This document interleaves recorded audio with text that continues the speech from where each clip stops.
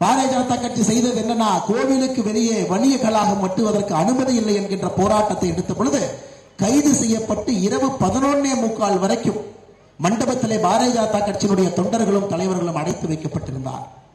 நாங்க சொன்ன அண்ணே, இது இல்லீகல், இது சட்டத்திற்கு புறம்பானது. கோயிலுக்கு வெளியே வணிக கழகம் கட்டுவதற்கு அனுமதி இல்லை, தவறு செய்கின்றார்.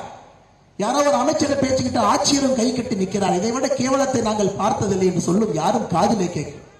அடுத்த நாள் காலையில் இந்த கோவிலை பாதுகாக்கக்கூடிய ஒரு அமைப்பு, ஒரு தன்னால்வர் பாரதிய ஜனதா கட்சி நாமெல்லாம் சென்னை உயர்நீதிமன்றத்துக்கு போனோம்.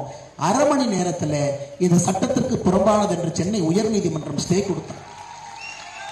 அவருக்கு முன்னாடி நாள் இதை எதிர்த்து போராடிய பாரதிய ஜனதா கட்சியினுடைய தொண்டர்கள் 300க்கும் மேற்பட்டவர்கள் ஏதோ நாய் அடைச்சு வைக்கிற மாதிரி பட்டி தொட்டியை போல் அடைத்து வைத்து, அதே காவல்துறைக்கு நான் கேட்கின்றேன், ஒரு நியாயமான தர்மமான காரியத்திற்கு போராடிய நம்முடைய பாரதிய ஜனதா கட்சியினுடைய தொண்டர்களை அழைத்து வைத்தீர்களே, உங்களுடைய காக்கி சட்டை, உங்களுடைய உப்பு, உங்களுடைய ரத்தமாக இருக்கக்கூடிய ஒரு ஆய்வாளர் மீது கை வைத்திருக்கின்றார்கள். அந்த திமுகவுடைய தலைவரை ஏன் நீங்கள் கைது செய்யவில்லை என்று சொல்லுங்கள். அதே உப்பு அதே ரத்தம் எனக்கு ஓடுகிறது. அது எப்படி நீங்கள் தர்மமாக மான மரியாதையோடு ரோட்டில் ஒரு காவல்துறை அதிகாரிகள் நடக்க முடிகிறது? எப்படி நடக்க முடியும்? யூனிஃபார்ம் போட்டுக்கிட்டு கம்பீரமாக ஒரு காவல்துறை அதிகாரி திருவண்ணாமலையில இந்த ரோட்டில் எப்படி நடத்த செய்ய முடிகிறது?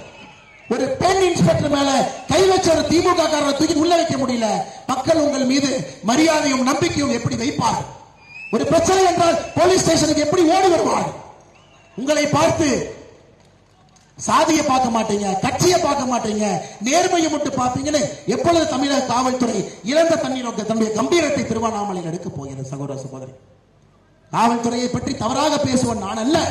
ரத்தம் கொதிக்கிறது, ரத்தம் கொதிக்கிறது, ரத்தம் கொதிக்கிறது. 3 முறை ஒரு பெயில் நிராகரிக்கப்பட்டும் கூட இந்த மாவட்டத்தினுடைய எஸ்பி பல் பிடுங்கிய பாம்பை போல அலுவலகத்தில் அமர்ந்திருக்கின்றார். அவர் ஐபிஎஸ் என்கின்ற வார்த்தை போடுவதற்கு அவருக்கு தகுதி இருக்கிறதா? சகோதர சகோதரிகளே, ஐபிஎஸ் 18 மாதம் ரத்தத்தை சிந்து உழைத்த பிறகு ஐபிஎஸ் என்கின்ற 3 வார்த்தை கிடைக்கும். அது கடையில போய் வாங்கிட்டு வர அந்த வார்த்தை இல்லைங்க ஐயா. எத்தனை கோடி பணம் கொடுத்தாலும் ஐபிஎஸ் என்கின்ற வார்த்தை வராது. அது உழைத்து பெற வேண்டிய ஒரு பட்டம்.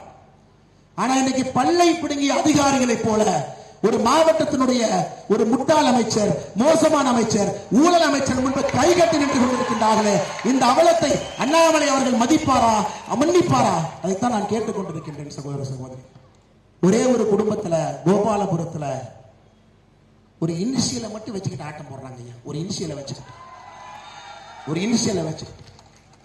மு.க. ஸ்டாலின் அவருடைய தகுதி என்னங்க ஐயா? போஸ்ட் கார்டுல அவருடைய பேருக்கு தகுதி இல்லை. 2வது லைன்ல இருக்கிற சன் ஆஃப் கருணாநிதிக்கு தகுதி. உதயநிதி ஸ்டாலினுக்கு என்னங்க ஐயா தகுதி? அவர் பேருக்கு தகுதி இல்லை. 2வது லைன்ல இருக்கு இல்லைங்களா, கிராண்ட் சன் ஆஃப் கருணாநிதி, அதற்கு தகுதி. எந்த ஒரு சமுதாயம் இது போன்ற தகுதிக்கு பின்னாடி செல்ல ஆரம்பிக்கிறதோ அந்த சமுதாயம் வளர்ச்சியில பின்னாடி போக ஆரம்பிச்சிருங்க. இன்னைக்கு இதே கேள்வி கேட்கிறேன்.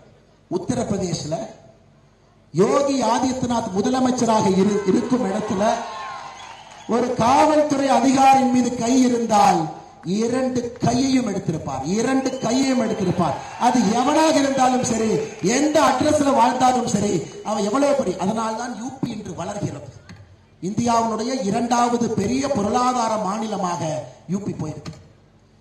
40 ஆண்டு காலமாக 2வது இடத்துல இருந்த தமிழகம் 3வது இடத்துக்கு வந்திருக்கின்றோம். காரணம், நேர்மைக்கு மரியாதை கொடுக்கவில்லை திராவிட முன்னேற்ற கழகத்தினுடைய ஆட்சி. 4 கால்கள், ஒரு பக்கம் லஞ்சம், ஒரு பக்கம் குடும்ப ஆட்சி, ஒரு பக்கம் ஜாதி அரசியல், ஒரு பக்கம் அடாவடித்தனம். 4 கால்களை வைத்து நீங்க ஆட்சி நடத்தினா சமுதாயம் எப்படிங்க ஐயா முன்னாடி போகும்? எந்த ஒரு சமுதாயம் சாராயத்தின் மூலமாக 44,000 கோடி வருமானம் வருகிறது என்று பெருமையாக ஒரு முதலமைச்சர் சொன்னால் அந்த சமுதாயத்திற்கு பெருமையாங்க ஐயா. விவசாயம் மூலமாக 1 லட்சம் கோடி வருகிறது, தொழில்துறை மூலமாக 2 லட்சம் கோடி வருகிறது என்று சொன்னால் அந்த சமுதாயத்திற்கு பெருமை. ஆனால் சாராயம் இருப்பதன் மூலமாக 44,000 கோடி அந்த சமுதாயத்திற்கு வருகிறது என்று சொன்னால் சமுதாயத்திலே நாம் கை கட்டி கூனை குறுகி நின்று கொண்டிருக்கின்றோம் ஐயா.